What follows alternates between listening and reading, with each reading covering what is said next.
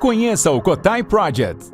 O Cotai Project pretende desenvolver um ecossistema financeiro global que dará 100% de anonimato, liberdade geográfica e financeira para todos os usuários de criptomoedas do mundo.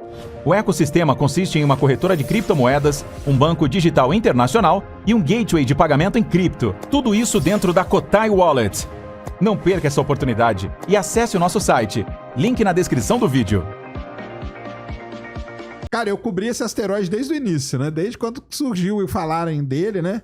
E agora é 0,001%. Então, praticamente nula. Mas o que aconteceu? Qual que era a porcentagem inicial? Também era baixa, né? Então, quando descobriram o asteroide, a primeira porcentagem que saiu foi 1,3%. 1,3%. Aí passou uns 3 dias, subiu para 2,6%, uma coisa assim. Depois passou mais alguns dias, ela subiu para 3,1%. E aí tem um negócio importante pra gente falar. É a primeira vez que a previsão, a probabilidade de um asteroide bater na Terra supera os 3%. Entendeu? Então foi a maior probabilidade até hoje calculada de um asteroide que poderia bater na Terra. 3%. É muito baixo, pessoal. Mas até 3%. 3%. Não é zero. Era muito mais fácil ele bater na Terra do que você ganhar na loteria, por exemplo, na Mega Sena, né? Que o pessoal fala. E aí depois, agora aí ele baixou depois de 3 para 1, depois baixou para baixo de 1 e agora tá 0,001. Então não vai bater. Pode ficar tranquilo. Já... Você falou que é a primeira vez que passou de 3%. É. Mas já teve época de se preocupar, por exemplo? Quando não tinha tanta precisão? Cara, quando não tinha precisão, a gente nem sabia disso, né? Esses números nem existiam. Isso é legal falar. Esse lance de calcular essas probabilidades não é um negócio muito antigo. É um negócio super recente, na verdade. Porque antes você não tinha tantos observatórios e observar um asteroide é muito difícil. Imagina, cara, ele tem 40 metros ou 50 metros, ele é muito pequenininho. Ele tá muito longe, ele tá a milhões de quilômetros de distância. Então você precisa de um telescópio muito grande para ver ele. E esses locais que fazem essas medidas, normalmente são telescópios menores. Então, a gente não tinha isso. Só que, com o passar do tempo, as agências espaciais, elas investiram muita grana em defesa planetária, que chama, que é isso aí. Então, é muita grana. Talvez seja a divisão que mais receba grana hoje, seja a defesa planetária. É muito dinheiro investido. E a questão é a seguinte... Então, agora eles sabem que é 3%. Antes eles tinham uma preocupação para investir tanta grana, né? Exatamente. Eles tinham preocupação. Boa. Mas agora a gente sabe. E aí é o seguinte, existem vários protocolos que são rodados nisso aí. Só que o protocolo só é acionado quando a gente chegar a 10%. Ainda não chegamos em nenhum. O dia que algum chegar a 10%, aciona o protocolo de defesa planetária. Aí envolve o quê? Estimar onde que ele vai cair com precisão. Sei lá, vai bater em São Paulo. O que nós vamos fazer com a cidade? Tirar todo mundo daqui? Então vai ter que montar um plano para tirar todo mundo daqui, porque é gente pra caramba. Entendeu? Tentar mandar alguma coisa para desviar o asteroide. Tentar mandar alguma coisa para destruir o asteroide. Aí você dispara esse protocolo todo. Ainda não apareceu, entendeu? Tanto que o protocolo da Agência Espacial Europeia se chama Armagedon, que é igual ao filme. Então é interessante, eu acho que foi legal, ele virou um laboratório para o pessoal estudar bastante sobre isso, sobre previsão, probabilidade de impacto e tudo. Ele vai passar perto da Terra, ele não vai bater, mas ele vai passar perto, então ele ainda vai ser muito estudado. Ele passa na Terra, perto da Terra em 2028 e depois em 2032. Então, o pessoal vai estudar ele muito ainda. Que legal. E eles vão continuar monitorando. Só lembrando, né? Ainda não é zero a chance, é 0,001. É muito baixa, mas não é zero. Entendeu? Vai ter um dia que vai chegar a zero. Aí ele sai da lista toda e tal, aí nem vai lembrar dele mais. Mas valeu aí. Acompanhei lá a historinha dele todinha, até pro pessoal entender, porque muita gente sai falando, né? Vai bater, vai matar todo mundo, vai arrebentar a Terra. E filme pra caramba. Mas teve acho que foi o ano passado que lançou, ou foi 2023 que lançou aquele Não Olhe Pra Cima, né? Don't Look Too Up, que é o Leonardo DiCaprio. Isso. A menina lá do X-Men, qual que é o nome dela? Jennifer Lawrence, é. Não, olha pra aí, então. Tem os filmes, né? E aí você... Mas os filmes tem um porquê também, né? Porque a gente sempre teve essa ameaça aí, né? Ó, os dinossauros, né? Mas Os dinossauros Os dinossauros não tinham telescópio. Tem um negócio muito... uns memes muito legais. Não, mas que o foi uma pessoal fala. extinção em massa, o dos dinossauros, por causa A do... última. Então, essa última extinção... Quantas extinções já tivemos? 5. 5, né? 5 grandes extinções em Eu massa. já ia falar 6, mas então eu tô aumentando. 5. A sexta dizem que nós estamos passando por ela agora. Essa extinção em massa seria o quê?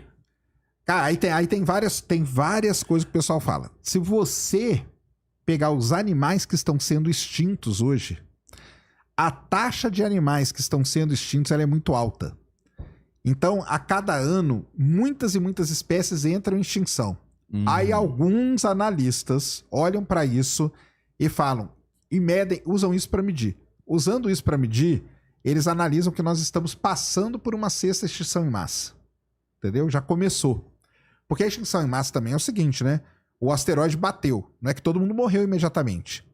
O asteroide bateu, quem estava ali perto, onde é o México hoje, morreu. Só que depois subiu uma fumaça, cobriu o sol, aí as plantas foram morrendo, dinossauro que comia planta foi morrendo, dinossauro que comia dinossauro foi morrendo. Então é um negócio que demorou talvez milhares de anos até acontecer. É que o pessoal acha que bateu e acabou, não é imediato, entendeu? Então, neste momento, tem analistas que falam que nós estamos passando por uma extinção, porque a taxa de animais em extinção, ela só está aumentando. Então pode ser que a gente esteja caminhando para uma extinção em massa. Os vulcões também, né? Vulcões, então. A agitação vulcânica. O negócio legal de falar dos dinossauros é que a gente fala muito do asteroide. Mas muito provavelmente não foi só o asteroide. Pode ser que o asteroide tenha desencadeado uma grande erupção vulcânica lá onde que é a Índia hoje. A gente chama o lugar lá de Trapas de Deccan. Foram muitos vulcões que entraram em erupção. Então juntou o asteroide com vulcões e isso deve ter causado a extinção dos dinossauros. Hoje já tem muita gente que vai para esse lado aí, que não foi somente o impacto. Entendeu? Mas assim, o vulcão... Você falou da Índia. E qual outro, assim?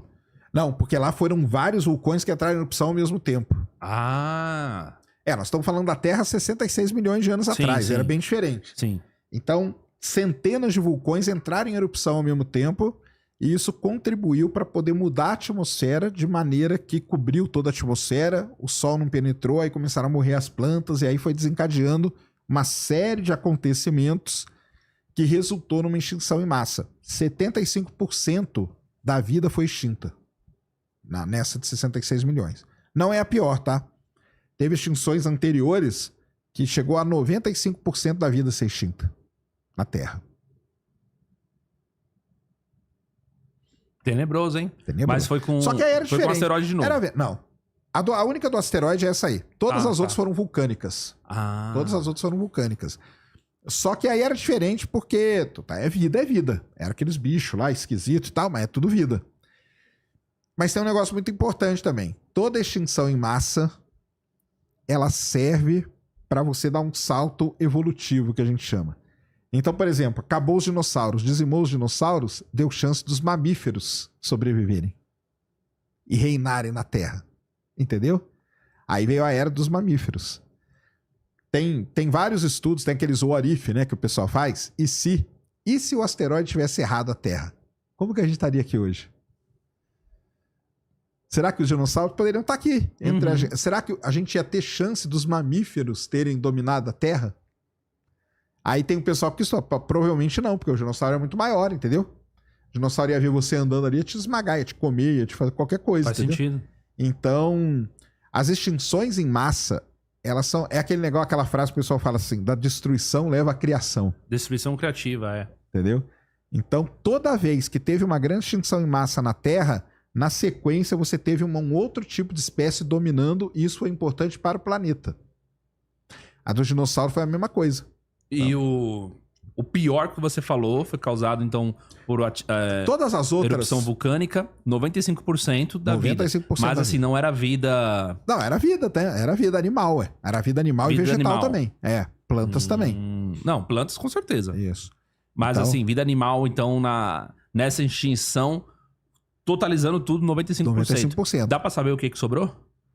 Então, o pessoal, normalmente, né, o que sobra nessas extinções são bichos, vamos dizer assim, que vivem ou muito no fundo do mar, onde eles têm uma proteção natural, que a própria coluna de água em cima deles protege. Na própria extinção dos dinossauros, só sobreviveram as aves e as aves que conseguiam mergulhar fundo para pegar alimento. Entendi. Porque o que estava perto dali na flor da água foi tudo extinto, o que estava andando foi tudo extinto. Só que se você era uma ave e conseguia mergulhar lá no fundo ainda tinha comida. E essas aves foram sobrevivendo e tal. Então, basicamente, o que sobrevive normalmente é coisa que tá de alguma forma protegida. Entendeu? Então, no mar, você tem uma proteção natural muito boa, que é a água. Então, pode acontecer qualquer coisa aqui em cima, se você tá lá no fundo do mar, você tá protegido. Entendeu? Então, essa que é a ideia. Então, todas as outras 4 erupções, elas foram causadas por vulcanismo. Todas elas. Porque o que acontece? O vulcanismo, como eram muitos vulcões entrando em erupção ao mesmo tempo, eles mudavam a atmosfera da Terra. Então, no começo, a atmosfera era rica num gás, depois ela ficou rica em outro. Aí, todos aqueles animais que viviam por conta daquele gás, morreram. Mas aí deu chance de outros surgirem. E aí nós vamos tendo esses saltos evolutivos que o pessoal fala. Sem contar que se a gente fosse analisar, o petróleo veio daí também, né? O petróleo, ele vem do fitoplâncton que a gente fala. O petróleo não ele vem de bicho também, só que ele vem de um bicho chamado plâncton, que é um micro-organismo que é comido por peixes, né? Baleia e tal, come-se ou plâncton ou fitoplâncton. O que acontece é o seguinte, você tem que imaginar que você tem uma coluna de água aqui. Tipo esse copo aqui. Isso aqui é uma coluna de água. Certo.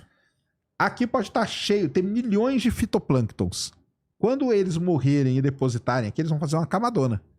Agora, aqui dentro desse copo d'água, eu consigo colocar quantos peixes? Poucos.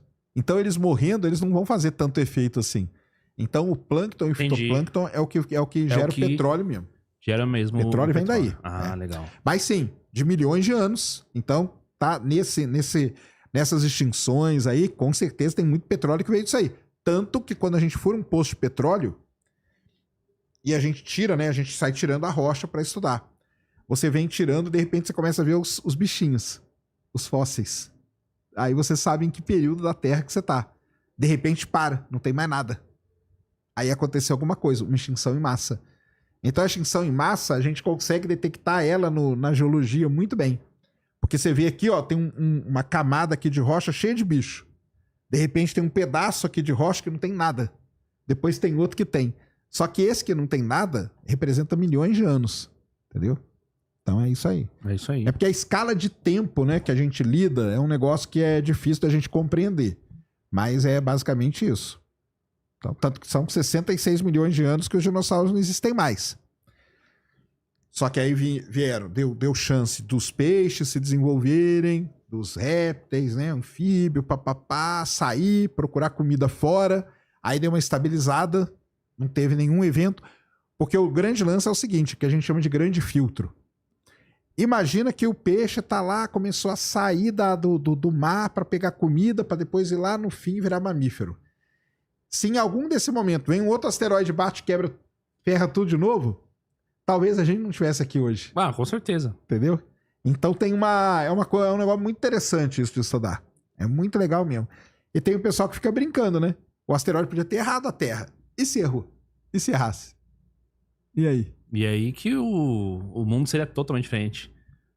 Talvez. Uma coisinha mínima já é o efeito borboleta, né? Imagina exatamente. Isso daí. Talvez pudesse ter O que poderia ter acontecido? Os dinossauros poderiam ter morrido por outra forma. Entendeu? Será que eles iam dominar? Por mais que os dinossauros passaram centenas de milhões de anos dominando a Terra, né? Nós não estamos nem perto disso. Então, será que eles iam ficar mais? Será que ia começar a surgir mamíferos? E mamíferos muito grandes também? Ia começar a rivalizar ali? Não, a gente não sabe. Aí fica aí, ó, de exercício pra galera fazer. Beleza. Pra brincar. Ó, galera, deixa o like aí. Eu já vou avisar vocês que eu vou ler os superchats no final, tá? Vamos bater um papo aqui. Vamos entrar no assunto da live aqui. A barata na primeira chinelada finge que tá morta.